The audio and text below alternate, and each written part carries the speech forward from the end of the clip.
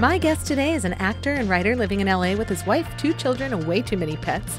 He plays an inordinate amount of Dungeons and Dragons and collects a shameful amount of toys, and he will fight anyone who doesn't love the band Styx. My guest is Todd Stashwick. I'm Aiden Nepom, and this is the Changed Podcast.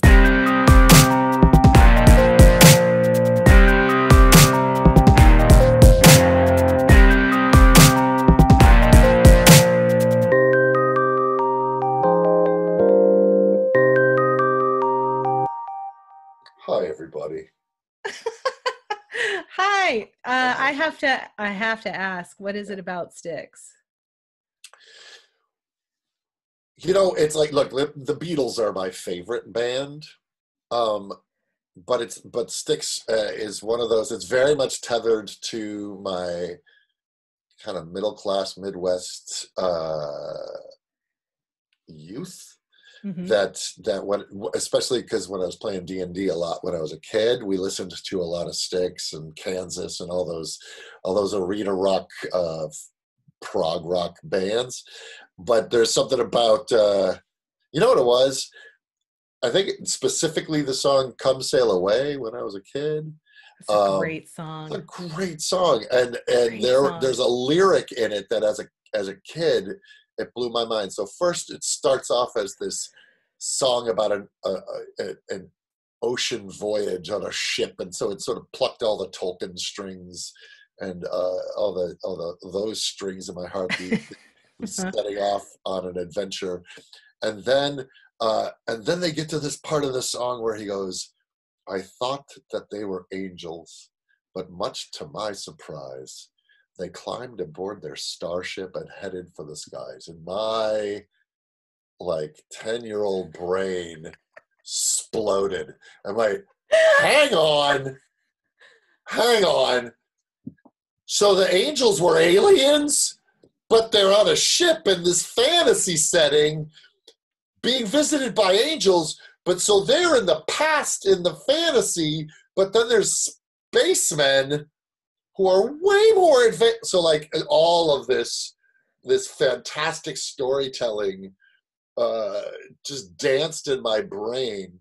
And then the power chords and the soaring vocals. So I think it just was one of those bands that hit at the right time, mm-hmm. when my little imagination brain was exploding, and I was able to start wrestling with bigger concepts. And at the same, it was also a sort of the soundtrack to my Stranger Things era life, where I was riding BMX bikes and rolling D20s and playing in basements with friends. And so there's a wholesomeness that's attached to it, and a promise of possibility. Do you have an old Styx T-shirt or poster or anything like that? I have a new one. I've seen them in the last 2 years. I've seen them consecutively. I never got to see them because when they were in their heyday, especially when I was playing D&D, I wasn't going to concerts. I was 10, 11. And that's when I was really listening to them as 6th and 7th grade. And very much fused to those feelings of, if you think about 77, which is when I believe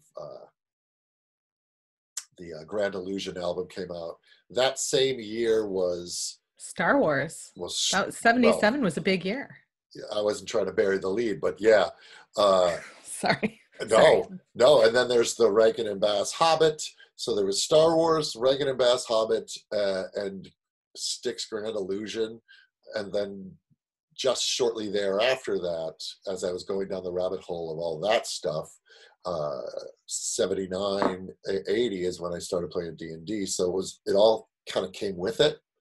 Mm-hmm. And now playing a lot of D&D as a grown-up over the last going on 3 years, it pulls me back to a lot of the music from that era and a lot of that iconography, and listening to a lot of Fleetwood Mac and Kansas. And I'm not a young person, so all of that. These are great bands. I mean, they're storytellers. Evergreen.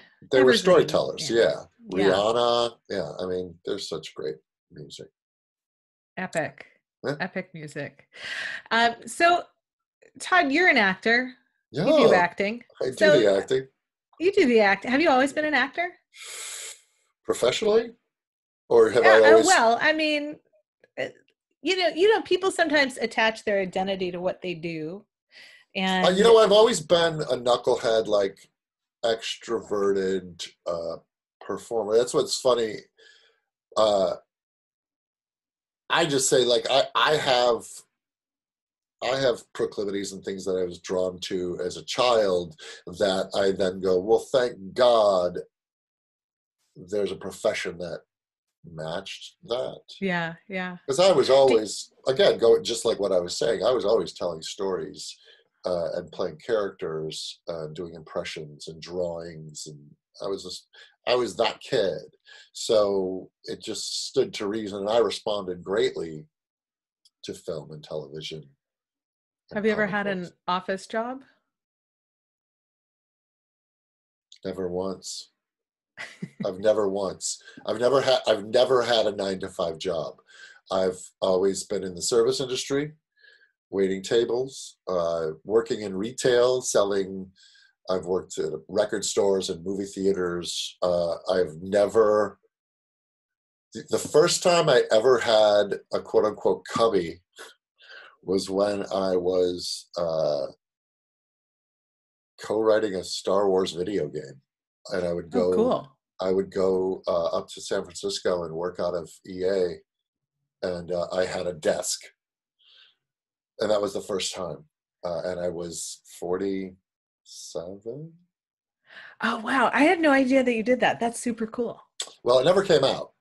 The game was canceled unceremoniously after 3 years of labor, so it never was released. But I got to. I mean, my nerd heart exploded as I would. I got to drink Skywalker wine on Skywalker Ranch, and would Oh, man. spend a weekend there in the archives, Amazing. looking at the Macquaries and Han's blaster, and it was all right there, like the final scene from Raiders. It's just a big warehouse, and it's like, oh, there's Chewbacca, oh, there's the Ark of the Covenant. It's all there, the real stuff, and so it was.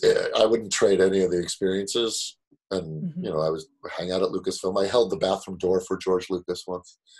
So that was my That's my brush. I love that. I love that. I find that so many celebrity sightings or whatever the people that we're most impressed with or we look up to or hold those authority figures, the stories of interacting with those folks are often exactly like that. Held the bathroom door open, or I ate in a diner at a table near somebody, Yeah, or I sat in a makeup chair, getting being made up like a troll on Conan O'Brien's show, and I was sitting next to Elvis Costello, and we were talking about spirit gum. I love that. That's my conversation with Elvis Costello. Like, I finally have like one of my rock icon gods sitting next to me, and we're talking about how much spirit gum stinks. Yeah. And it does, if we're being honest. If people don't Product know the smell. placement. Oh, do it again. That's the 12 Monkeys icon. Oh, that's right. So currently people might recognize you from 12 Monkeys. Yeah. That's the last series that I was on as a series regular, and that ended in 2017. Yeah. I think the first time I met you, I was like, oh, well, first I was like, don't we know each other already? But then it was because I had seen you on television on the show Heroes. Oh my goodness, you saw a lot of me, because Yeah. there was 5 of me at a time on Heroes. You were in several places at once, a skill many of us wish we had. Sure, I multitasked. Yeah. But so is there a role that you have had in your life that was like your most favorite role you ever got to play? Dad. No, Your family would be so thrilled with that answer. Right? Yeah. I'm saying it so that there's a public record of having said it. I have to pick just one role, if I had to, I think the role on 12 Monkeys spoke to myself as a nerd, because it was a show that I would watch. And I often play villainous types, and this was one of those wonderful roles that went from a primary antagonist to a very self-sacrificing hero in the course of a 4-season arc. And so that is and then to have had some effect on the arc of the character and the writing and the collaborative process and interaction with the writers. It was the single, right now I would say it's been the highlight of my acting career. It's also the one that I spend the most time doing. And I got to see Prague. I got to, I was in Toronto for 3.5 years. Made some lifelong friends. I mean, it just was one of those enduring things. And I played the kind of character. He was this sociopathic Han Solo. So it really, I got to play a scoundrel, and those are like when I was 8 years old, looking at Han Solo, going, I want to be that, and I kind of got to be that. So yeah, it was fun. Well, so I'm super curious, and I've been talking to lots of people about this idea, this broad, big, fat word, change, and what that means to people. Because what I'm finding is the definition of change is a little bit nuanced for everybody. And so I'm curious, when you think of this idea of change in a sort of broad sense of it, what does that even mean to you? Well, obviously, I mean, we're always changing, right? Day to day. We're not even our same selves cellularly 7 years at a time, right? Everything gets replaced. I think it has probably more to do, circumstances then affect the internal life. So I think change is when you stop seeing something one way and you start seeing it another way, and that affects how we interface with the world, ourselves, each other, dogs.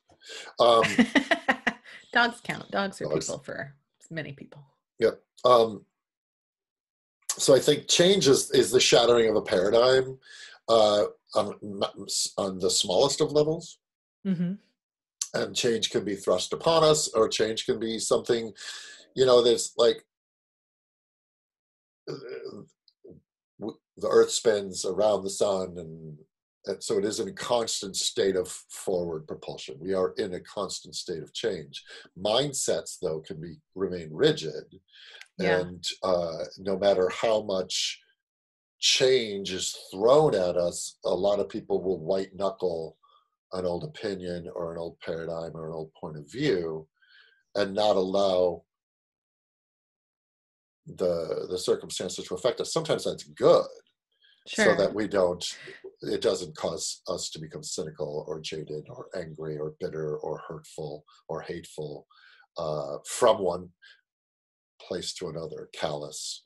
That's a negative version of change, I would imagine. I used to have this theory that each moment where we experience a particular shattering of an understanding that we've had, that's actually what causes us to get older. That if we somehow manage to hold on to this childlike understanding of the world forever, that we'd stay young forever. And it's these moments where our reality is shattered just a bit that we get a few more gray hairs and a couple more wrinkles.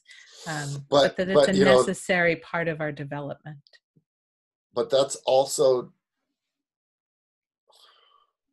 I think we equate. Okay, so I think youth is also dipped in naivete, and we also equate innocence and positivity with youth because they just don't know better. They haven't learned otherwise. They haven't been shown the world, and so we say we lose part of our innocence or our childness. But I don't think youth is synonymous with innocence, and I don't think age is synonymous with a lack of cynicism. So that perhaps when faced with these darker things, it may bolster our hope or lack of cynicism, because it goes, Nice. when it goes to that thing that Mr. Rogers says, in the face of crisis, look at the helpers. That is, right now we are faced with a tremendous amount of change. And so it's like, you can look at the people who are negative about it, or you can look at the people who continue to kind of keep the light lit as they move forward. And sometimes it takes the strength of years, the strength of experience to work those emotional muscles so that we can continue to hold up that hope. Oh, wow. Todd, that's beautiful. But you know what I'm saying? Yeah, I do. I think some that's a lovely children's frame. hope can be shattered. Children can go dark quick when a paradigm shatters, because they don't have the muscles or the resiliency of experience to go, this too shall pass, and therefore you will get on the other side of this through experience. I know that the sun comes out eventually, but maybe when you're a child, you don't have that, you haven't seen it happen yet. Oh boy, I love that. Well, thank you. I feel like, I feel like that's a really great way of thinking about that. That similarly to building our immune systems, another timely analogy, but there's this like muscle you have to work. That to what you were saying, there's a great line in Fight Club. I'm going to paraphrase it, but Tyler Durden says, "I don't want to leave this life without any scars," because scars mean you allowed yourself to be vulnerable, harm, and put yourself in harm's way to take a risk. You were wounded. That wound has healed, and the scar is a symbol of your ability to heal. It is a record. Yeah. It's a record of the event of healing, because it's no longer an open wound. And so, and the skin and a scar is super thick. Yeah, it needs stronger. Similarly to an area where a bone experienced a break, it stitches back together stronger. So if that isn't hopeful, what is? Every gray hair, every wrinkle, all of that. Yeah. Have I what? Have you read the book, The Coddling of the American Mind? No. I just finished it. It's an excellent read. It's written by a couple of college professors who were curious why the culture on college campuses has changed so dramatically in the last 20, 30 years. And they kind of go into it, and it's interesting, but they have this frame of like the three I don't remember what they call it. I'm not great at remembering content. I just get the gist of it. You didn't read it. I did. I read it. I loved it. You read the back of the book, and now you're trying to. It's like three false somethings, but one of them, and it sort of feeds into this need for safetyism that a lot of people have currently, which is a shift, which is what doesn't kill you makes you weaker, is kind of this like falsehood that seems to be what people are saying. Like, you can't do that because it might be hurtful to somebody who has already experienced harm. But most psychologists would say if you've experienced harm and you've come through that moment in your life and you've you've sought the proper help and resources and whatever, that this, that this idea of like needing protection it's the opposite, in fact, that like you should be stronger from these things, not Well, I think what doesn't kill you makes you stronger. Agreed. I think there's a difference, obviously, because I grew up very much with that kind of a blue collar ethic, which is you fall down on your bike, you get up, you dust yourself off, you go home, you wash the cut. Just more of a just eat your broccoli and don't complain, and right. and we have a very much different society now, which is more sensitive, Yes. ideally more with language and with the way we interact. And I don't want to confuse then the coddling with, what we were collectively being a-holes to each other. Right. Before. Right. And I don't mean to confuse but that as well. But I think a lot of people talk about snowflakes and what it's like. Is it that you want permission to be inconsiderate? Yeah. Are you looking for a pat on the back for being mean to people? Yeah, because that's not necessary, because there is so much of just nature that's going to get thrown at us, that's going to blow our house down, that we kind of don't need to be that way to each other. And we are pack animals, and rising tides lift all boats, and let's hold each other up, and especially the more sensitive of us, because I'll tell you this, a person who is reactive emotionally, they wish they weren't. Right. Yeah. Having grown up with people that might have some trauma, or might just be on the spectrum and oversensitive to sounds, to thoughts. Their thoughts won't leave them alone. I mean, I've had family members that took their lives. They're more sensitive, and they absolutely wish they weren't. So this idea of suck it up and go is not a one-size-fits-all belief system. Yeah, recently a colleague of mine was sharing this idea of one-size-fits-all has never really been that great of a system, but it was the system, so we all adhered to it the best of our ability. But this one-size-fits-all didn't. Well, that was the thing. It's like, to the best of our ability, those who were willing to play along, really.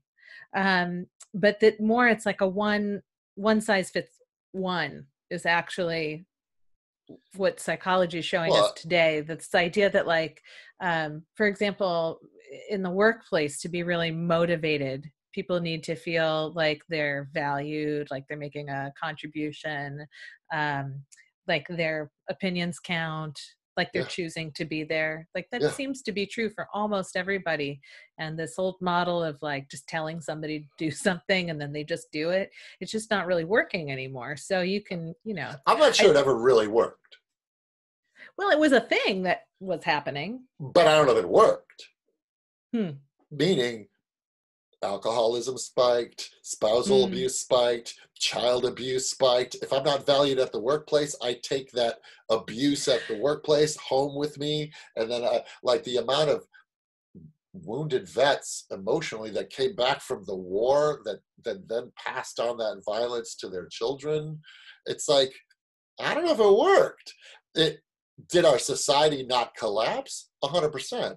And we didn't talk about the abuse, and we didn't talk about the spousal abuse, and we didn't talk about the alcoholism, but you sucked it up and you went to work, and you were a good worker bee. And in my day, it's very much not to dog on the boomers, but it's very much the greatest generation and a boomer thing, where it's just like, well, when we were kids, we didn't complain. No, but you drank yourselves into oblivion. And you smacked around your children. I mean, not my family, but like not my mom and dad were terrific. But I just mean, this is what we did. Right, as a society as a whole, Yes. it's you hear these folks saying things like, I was allowed to go play with, rusty nails and whatever. I only got tetanus once. It's like, and I'm fine. And so, the question is, well, was that a better system, or is it better that it changed? I mean, I Hard to don't think, say. like, pendulums are pendulums. I don't know. We're never going to reach the Star Trek equilibrium of the perfect society. So I think right now we are in a Ever? reaction. In my lifetime? Yeah, okay, in our lifetime, I believe. Yeah, Maybe no, not look, I thought we had a ever. shot at it with Obama, but Mm. Obama was the first time where I was like, oh, we're heading towards the Star Trek future. Oh, good. Because he's a Vulcan. Because he's a Vulcan. Um, have you I ever love seen the pictures of him I as a love Vulcan? that. I love that idea that he's a Vulcan. No, that is a delightful. I've never seen the image, Yeah. so I'll have to look for that. Yeah. But because I do an improvised Yeah. Star Trek musical. Yeah. I'm a big Star Trek Yeah. fan. I'm canon. Oh, you were on which show were you on? Enterprise. You were on Enterprise. I'm I was a Romulan disguised as a Vulcan. Oh yeah, that And checks out. and if you line the shows up in chronological order, I'm technically the first Romulan revealed. Ooh, that's exciting. Yeah. Well, so generally speaking, there's changes happening all around us. We're in the midst of change. Sometimes it feels big, sometimes it doesn't feel like a big deal at all. Do you find that you yourself adapt quickly to changes, or do you find that there's some growing pains involved? Again, I don't think there's a one size fits all. Um, I have I've often described myself as I live my life with a flashlight, not a floodlight. Hmm. Whether that's good or bad, I'm very myopic. I'm very, well, this is what's in front of me. I'm doing this now. I often don't have too much of a long view. Hmm. Uh, and when you live with a flashlight, you're constantly going, oh, there's the corner of a table. Got to move. Got to go around it. Got to, okay, as opposed to getting the lay of the entire room so I would know how to navigate my way through. Hmm. I think having been an improviser for as many years as I have, my brain is wired in many ways to perceive a situation and find a way to use it, no matter what's thrown your way. With the qualifier of uh, the degree of which change is thrown at you is going to your reaction to it is going to be commensurate to the size of the thing. So I don't I'm not a worrier too much. I'm not a panicker too much. Maybe to my detriment, I don't sweat the small stuff. At the same time, stuff does back up on me, and it does. I'm a human being. Um, Day to day easy change. Yeah, I don't have. I have lived in so many places. I've lived out of suitcases. I've lived alone. I've lived with roommates.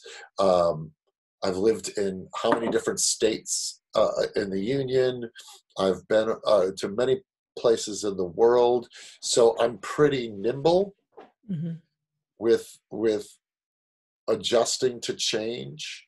Uh, but the doozies are the doozies. Like some of them, when you're literally talking about fundamentally pointing your cruise liner in a new direction, as Hmm. opposed to, much of my life is a little cigarette boat that goes but there's aspects of your life that you go, you're having children. Hmm. This is an entirely new ocean. And so the amount of energy and upheaval sometimes to turn the boat is harder. Sometimes big changes.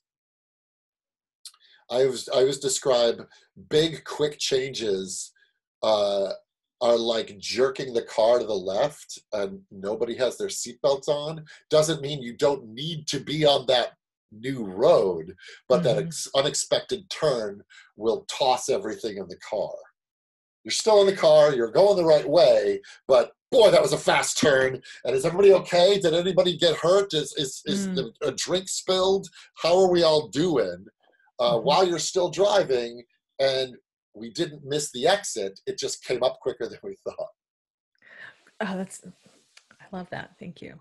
So you were asked to prepare a story to identify, and I don't know if this is an easy ask for people or a hard one, but to identify a moment in your life where you experienced a change, a shift, a pivotal moment. And for some people, I think when I ask that question, they're like, I have 17 stories and I have to pick one. And but recently I asked somebody that question and he was like, I don't have any moments to point to. I've always just been me, which fascinated me. And I'm hoping to get him on here because I just like, can we just talk about how you can't pick one? Like, that's fascinating. But I asked you, was this a hard thing to choose a story? No. I mean, if I think of, if you're like fundamentally, there's ones that were, the quiet firecracker where you go, oh, I'm this instead of that. But I don't know how much of a story it is as opposed to an epiphany of a culmination of experiences that then find a nexus of a moment that makes you decide something, which is very much an internal journey. But I thought, okay, well, I'll pick one where a thing happened to me, and then on the other side of that thing, I see things differently. That's what I chose. Cool. Yeah. I would love to hear this story. Okay.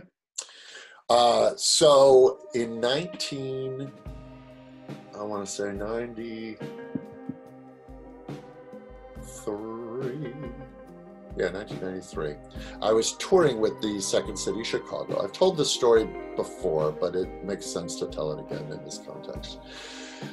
I was touring with Second City, and we had a gig, I forget where, and it was like a beautiful, like, February night, and we had come back from the gig, and it was a local tour co-gig. We weren't traveling someplace else in the country. We were going to like a local college or something to do a show. And so you have all your stuff for the show. I mean, I had my suit in my little garment bag, and I had a suitcase filled with wigs and glasses and all the accoutrements that accompany being a sketch comedy performer. At the time, I was courting our stage manager, and she was a lovely person, and I was all of the age. I think it was in '93. I was 24 years old, 23, 24 years old. I'll say 24. And I was courting this stage manager. We had a budding romance that was just beginning. And it was in those early kind of circling each other. And it's that fun youth of beginning of a relationship. And so we had come back from the gig, and it's now like 2:00 in the morning. And I lived in kind of in the Belmont district area, kind of between Belmont and, if you know Chicago, Belmont and Diversey, that chunk of space in Chicago.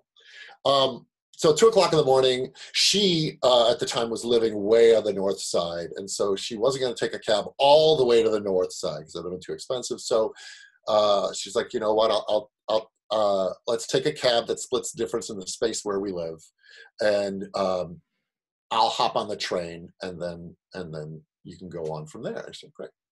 So we take the cab. We get off at the Belmont L stop. We get out of the car.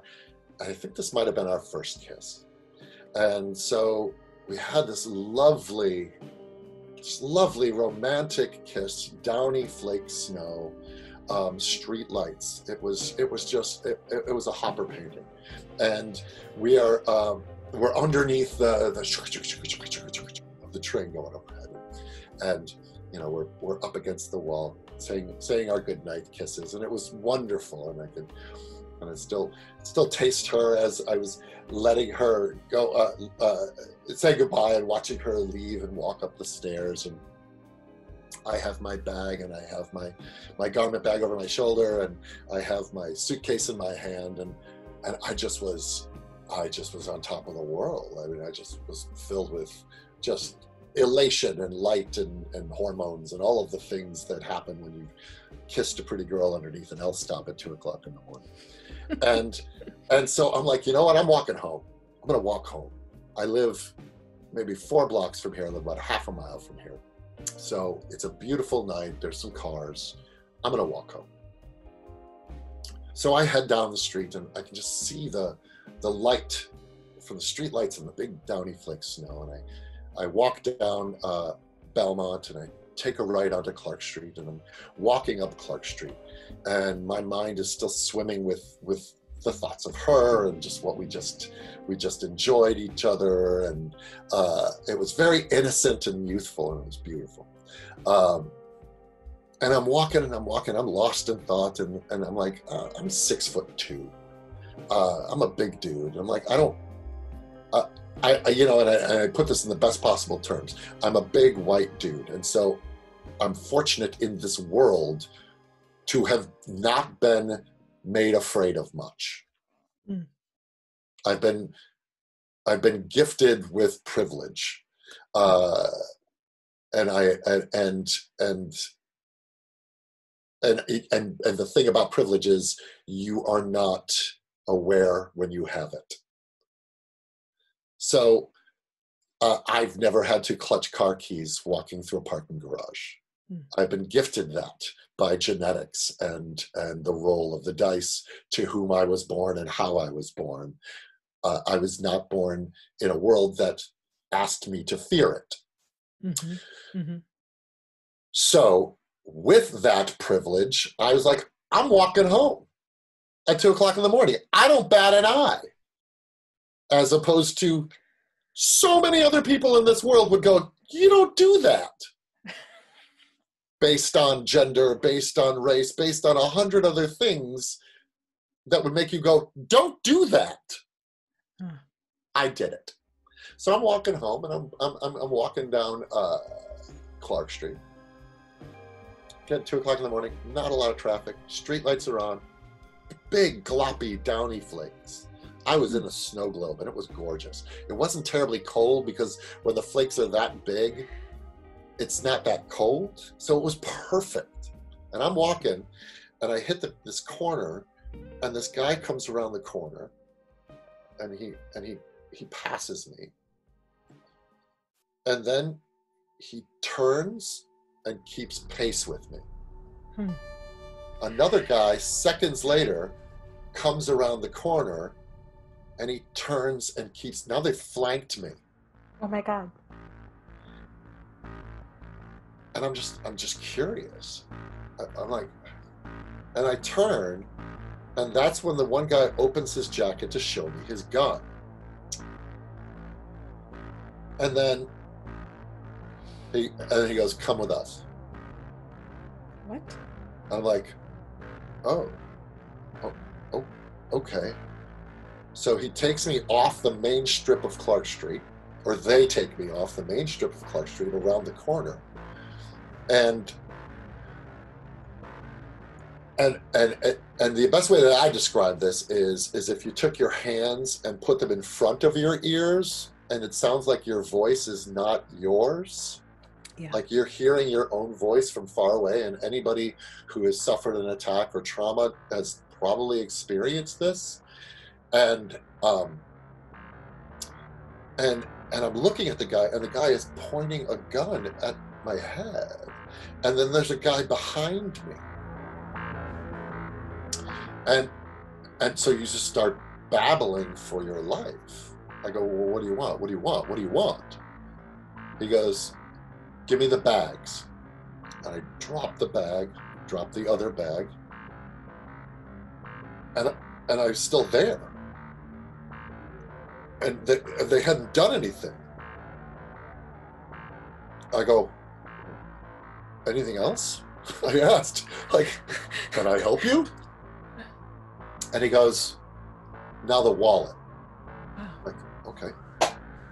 Took my wallet out, handed it to him. The other guy grabs the bags, and they still hadn't let me go. And I go, now what? And I can see my apartment building. I'm home. I'm home. Oh, and I go, what else? And he goes, now run, motherfucker. So my brain is going tick, tick, tick, tick, tick, tick, tick, tick. If I run towards my apartment building, I have to put my back to them. Right. They grab the bags and they go that way up the side street. So they're now running away from me as my legs have never, well, what other time in my life have my legs took out from under me? Just fight or flight.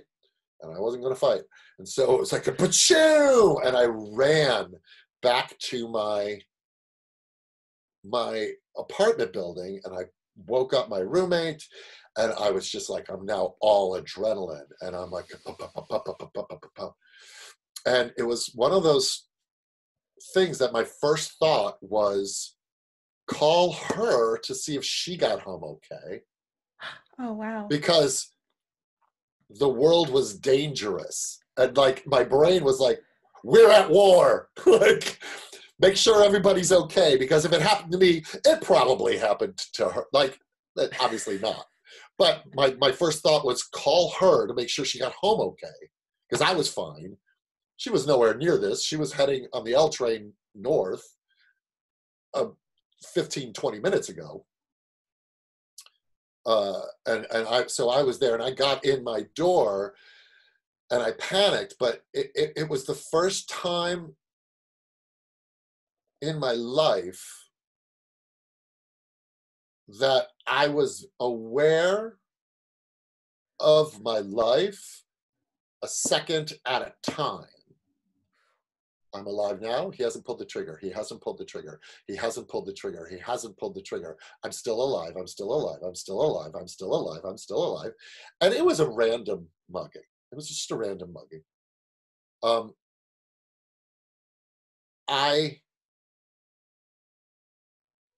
I also recognize soldiers face guns every day. People face violence in other parts of the city every day. My middle-class white boy from the suburbs who'd never been punched in the face. I just have found a way to avoid violence in my life. I was a small kid, smart-ass, funny boy, so I was always a way I could soft shoot my way out of any altercation. I've never been hurt. I've never been hurt by another human being, really. And these guys really never touched me, but the threat of violence was huge, and there was two of them, and the gun looked so heavy. It was just like heavy metal, and I go, literally, this much space is what stood between me and death, which was this to this, this to this, was the amount of space that stood between me and a random act of violence. And, through the lens of years, I go, these guys are as terrified as I was to do something like that. What circumstances must they have been in that leads them to hold people up in the middle of the street at 2:00 in the morning? And then the irony being, they opened that bag and they got wigs and glasses. It's like I hope it was worth it, guys, because they got a secondhand suit and some wigs and glasses, and then the amount of the big payday that was a Turco actor's salary in that wallet at the time. They had my MTA card, my driver's license, my ATM card, and maybe $25 in cash. I mean, it was not a big haul. But yeah, that was I suddenly got a glimpse into a different way the world operates that I had seen in movies and television and literature and on the news. And now I was a statistic of armed violence, but I wasn't a victim.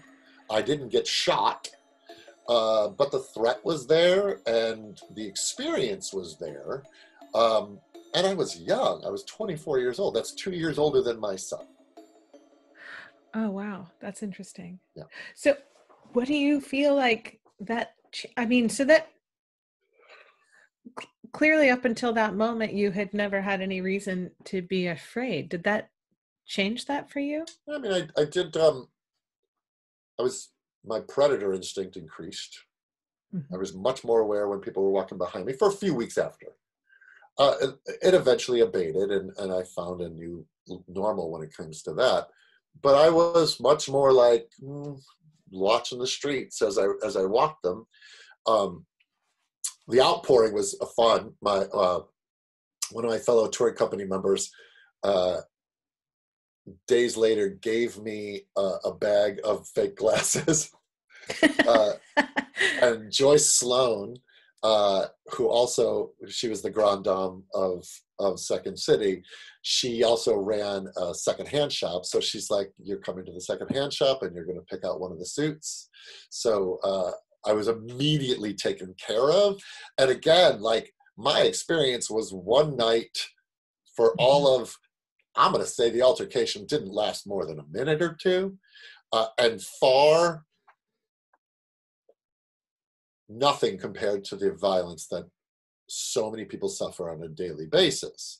So this is interesting. A lot of times when people tell me stories, they'll want to sort of like discount the experience. Yeah, they qualify the experience a little bit as in comparison to other people. But with there being more than 7 billion people on the planet, and you're limited to your own experience, guess what I'm curious about, not why you qualify. I totally understand why people do that. We don't want to make other people's experiences seem like they're not of value.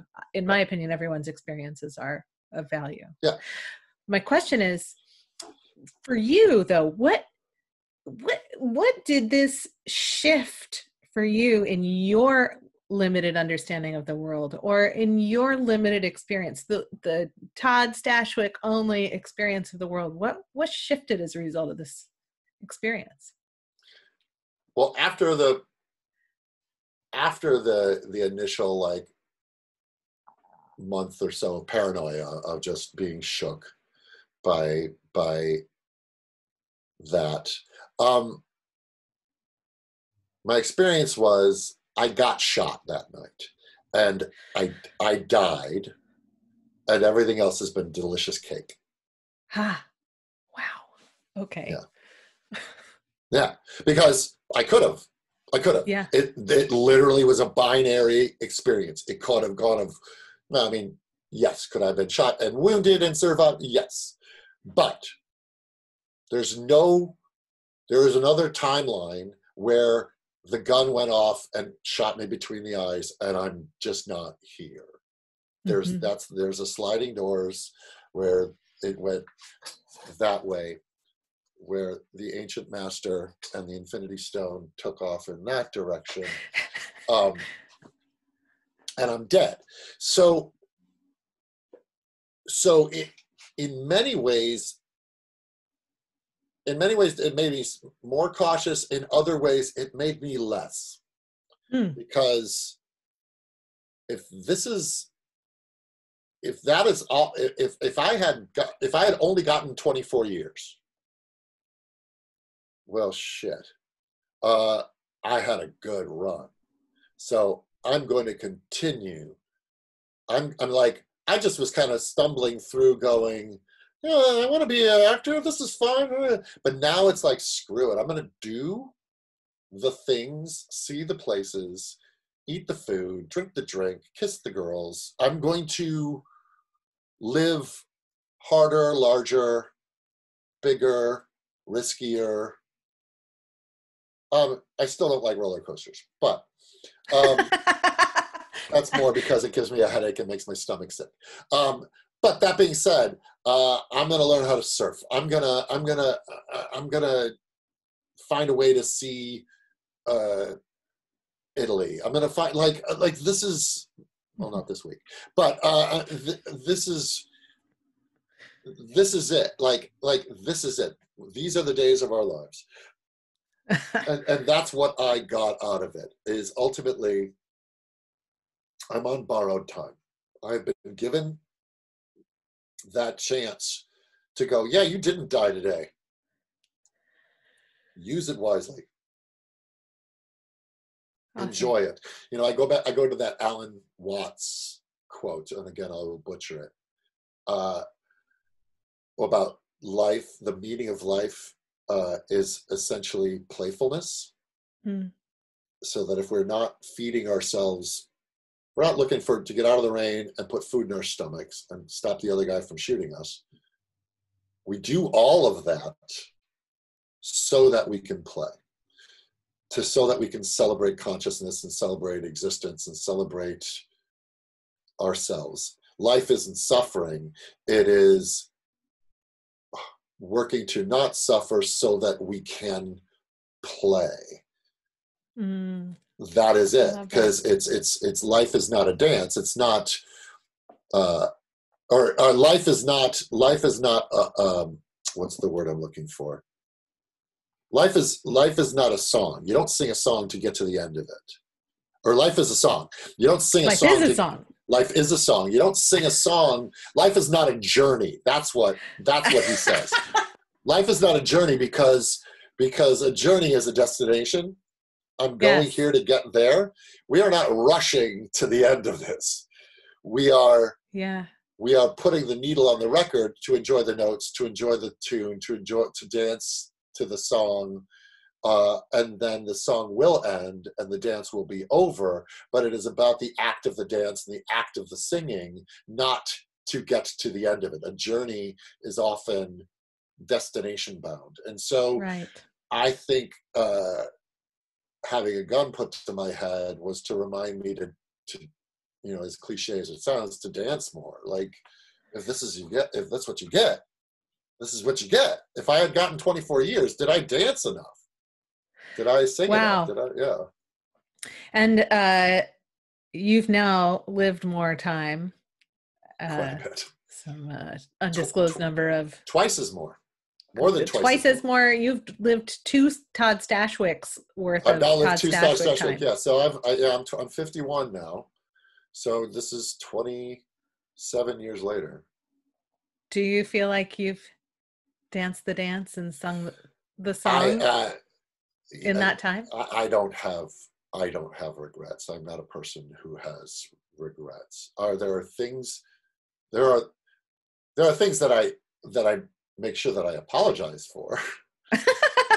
Well, you know, we're all human after all. Right, but I don't have any regrets in choices. Oh, I wish I had done this. I'm sad that I never X. Sure. I do on a daily basis go, Todd, write more, make more things. Like, that's my next question is like, what is the song? What's the next song to sing, or what dance do you want to be dancing? Well, you and I are improvisers. During this time. We're you know, it's like Indiana Jones says, I don't know, I'm making this up as I go. I mean, I do put in focus points on a map in terms of the journey of it all, because I think one's career can be a journey, and you go, well, if I have a destination, then I know how to pack, what to pack, how much gas to put in the car, making practical decisions going forward. I am a logical thinker. Like, my father fixed machines, and my mother for many years was a bookkeeper. So there was a methodical, like, I never look at acting or writing or anything as this mystical, magical, arty thing. I was always the blue collar kid in theater class. Like, tell me where to saw, I'll saw that, and then we will put these boards together, and then that's how we will create this character or this moment. I'm very practical when it comes to acting or art. The magic I think that makes a lot of sense, though. I mean, you know, it's like my dad often has said things along the lines of this conversation that have stuck with me. One of them being, you know, if you if you come up with a plan and then you take the first step in that plan, then you're moving towards something. Yeah. You don't know what you're actually moving towards, but to move with energy, with if you don't vigor, move, then you have to at least set your sights on something and move towards it, but be open to what other things might show up, because there may be a better path to jump to, or perhaps you were on that path all along and never knew, but it's like, you got to still look forward to be in the present a little. As a larval actor in high school, in my pupa stage, I was like, I want to be Bill Murray. I want to be on Saturday Night Live. That's my goal. So moving towards that led me to Second City and eventually being up for Saturday Night Live, but I didn't get it. But the didn't get it, it's Dungeons and Dragons. Did you roll a 1 or did you roll a 20? There's no failure in D&D, because the 1 just makes the story go this way, the 20 makes the story go that way. So they're just more interesting. I will wind this back. So I was writing with Gavin O'Connor, director. He directed the film The Way Back that I just did, and he and I were doing. Before James Gunn came on, we were co-writing Suicide Squad 2, and Gavin was going to direct it. But that we would get to a place, and then we would have totally painted our characters into a corner, and Gavin would go, well, that's good for us, because there's story there. When the thing you think you wanted to do, or when things aren't working out great, the how you get out of being painted in a corner is the story. That's who you are after that adversity, is the story. So to what you were saying about side streets, and as long as you're moving forward, I was moving towards wanting to be a sketch comedy actor, and now I'm neck deep in science fiction and fantasy. Mm-hmm. I couldn't, I haven't had a really opportunity to do half-hour sitcoms in a long time.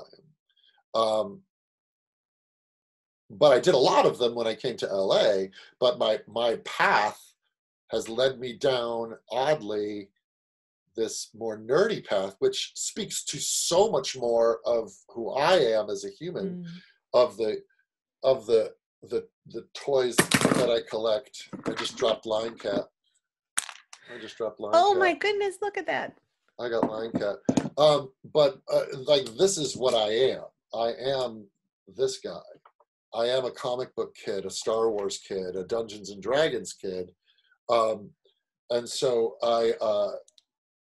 the fact that now I write and act in that medium and in those genres really are who I am, even though comedy was what started me on this journey in the first place.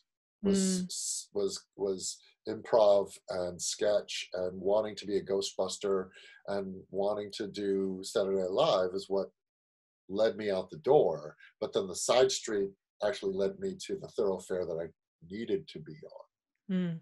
That's a lovely way to say that. Well, I could easily spend the rest of the day just having this conversation with you, Todd. There's no doubt in my mind. I think that your insights are lovely, and I love hearing all this stuff, but time is of the essence, and we have other conversations to have on this Sunday. And so, to close things out, what, if you were going to impart some closing words of wisdom about processing these pivotal moments in people's lives, what would that closing thought be? Well, it's my wife and I were talking about this a little bit yesterday, kind of when people have faced like a violent act or a form of abuse. You didn't pick that to happen to you.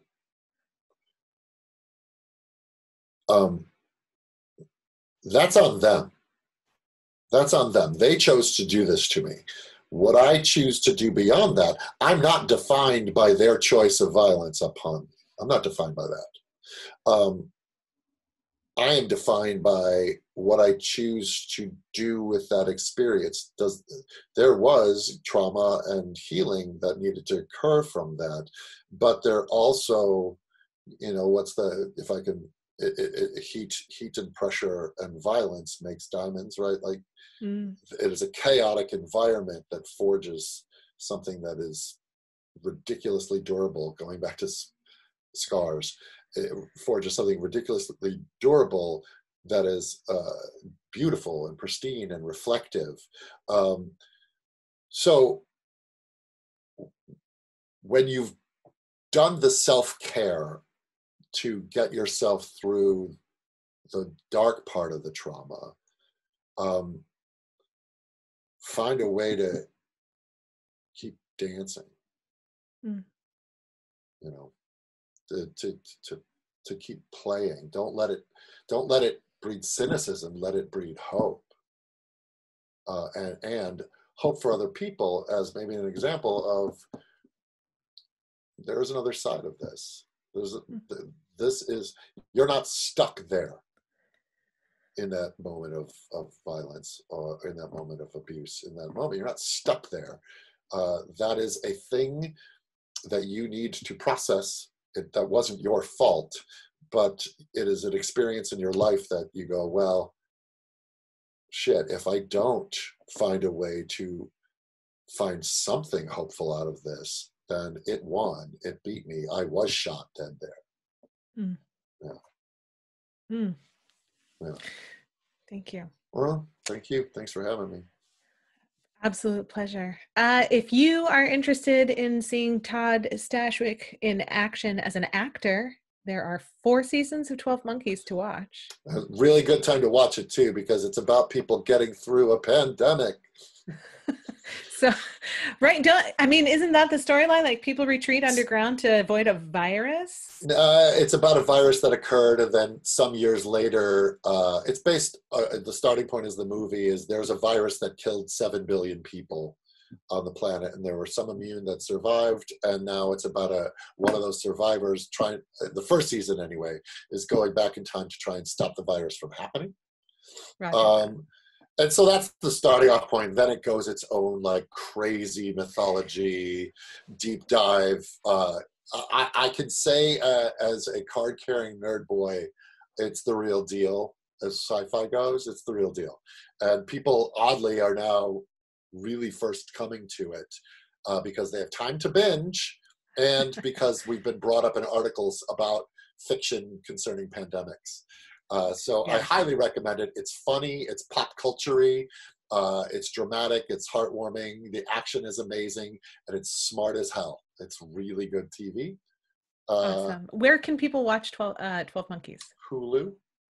Perfect. Or you can buy it on iTunes or DVD. Even better. Yeah. Fantastic. Yeah. And what is the next project on the horizon for you? I'm doing a lot of writing right now. I'm working on a couple projects that I've been hired to write on that I can't talk about. And then I'm writing my own stuff. I'm developing a graphic novel. Obviously, all production has screeched to a halt. On a lighter note, you can watch Kim Possible on Disney Channel, where you get to see me be actually flex comedy muscles, which I don't get to do often. Although I'm often a funny guy on somebody else's otherwise serious show, but it's complete, broad, silly, Austin Powers level goofiness in Kim Possible based on the cartoon. So those things are currently out there. The future, I was in the way back, you can see that. And then the future, I did a couple episodes of LA's Finest, which is on Spectrum, I believe. I don't think those have been released yet. And then who knows, because we're in lockdown, so just the future is so bright. We'll see. Future is still out there. Whether you like it or not. It's going to be something, and we'll find out when we get there. It's totally happening already. Yep. Future is now. Todd Stashwick, thank you so much. Thanks, Aiden, for having me. This has been a hoot. Bye, everybody.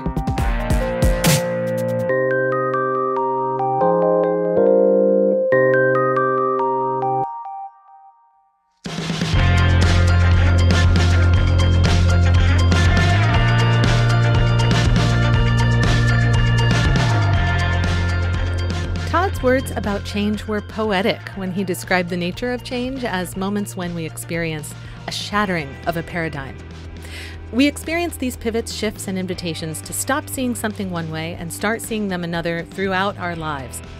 Sometimes they're small and easy adjustments, leading us to simply go, I never thought of that before.